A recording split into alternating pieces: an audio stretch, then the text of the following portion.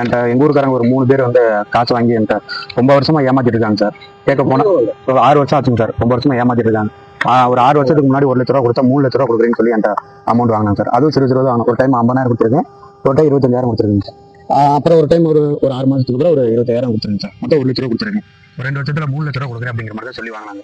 திருமூர்த்தி, சுப்பையா, வெள்ளைச்சாமி, இவங்க 3 பேரும் சார்.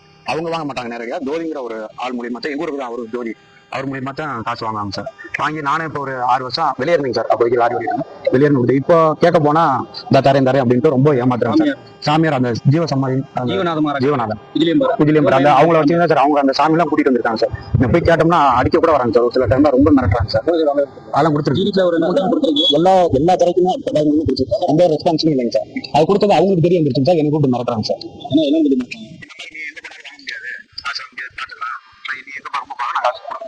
எந்த ஒரு சாட்சியும் இல்லைங்க சார். 1 லட்சம் கொடுத்தா 2 வருஷத்துக்கு 3 லட்சம் கொடுக்குறேன்னு சொல்லி வாங்கினாங்க. அறக்கட்டளை நடத்துறாங்க. அதுவும் பொய் அப்படிங்கிற மாதிரி தான் தெரிய வந்துங்க சார்.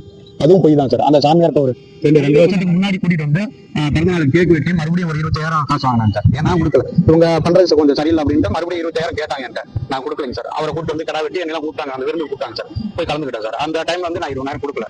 அதுக்கு முன்னாடி 6 வருஷத்துக்கு முன்னாடி தான் நான் வந்து அந்த ஃபர்ஸ்ட் 27 இந்த பிறந்தநாள் போது அந்த 20,000 கொடுத்தா ஃபர்ஸ்ட் 10 பேருக்கு வந்து இனோவா காரு, 2வது 10 பேருக்கு சோனாலிக்கா டிராக்டர் அப்படின்னு சொல்லி வசூல் பண்ணாங்க. அந்த இதில் நான் கொடுத்தேன் சார். நான் கொடுத்து 1 லட்சம் கொடுத்துருக்கேன் சார். சிறு சிறு தான் கொடுத்தேன். இப்போ கேட்க போனோம்னா இவர் இடையில கம்ப்ளைண்ட் கொடுத்தாரு சார். கம்ப்ளைண்ட் கொடுத்து இவருக்கு செட்டில்மெண்ட் ஊர் முட்டி தர வச்சு செட்டில்மெண்ட் பண்ணிட்டாங்க. அப்ப வந்து இடையில வந்து என்கிட்ட கேட்டாங்க, அந்த மாதிரி வந்து நான் எதுக்கும் போக நான் கொடுத்துறேன் அப்படிங்கிற மாதிரி சொன்னா நானே எந்த ஒரு கம்ப்ளைண்ட் கொடுக்கல. இப்போ ஒரு 6 மாசம் ஆச்சு சார். அது நடந்து இப்போ கேட்க போனோம்னா ஜோதி அவர்கிட்ட தான் நான் போய் கேட்டேன். அவர்கிட்ட தான் நான் காசு கொடுத்தேன்.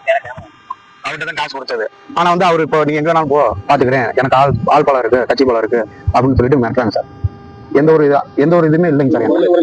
எங்க ஊர்ல நிறைய பேர் கொடுத்துருங்க. ஊர் ஃபுல்லாவே கொடுத்து அவங்களே வெளியே வந்து இந்த மாதிரி கம்ப்ளைண்ட் கொடுக்கறதுக்கு பயந்துட்டு வர மாட்டேங்கிறாங்க சார். எனவே இந்த அளவுக்கு மிரட்டுறாங்க சார் டெய்லியும் சார். கலெக்டர் ஆஃபீஸ் சார் ஐயாவை பார்த்து மனு கொடுத்துட்டு போகலாம். மனு கொடுத்துட்டேங்க சார். ஐயா பார்த்து நடவடிக்கை எடுக்கணும் சார்.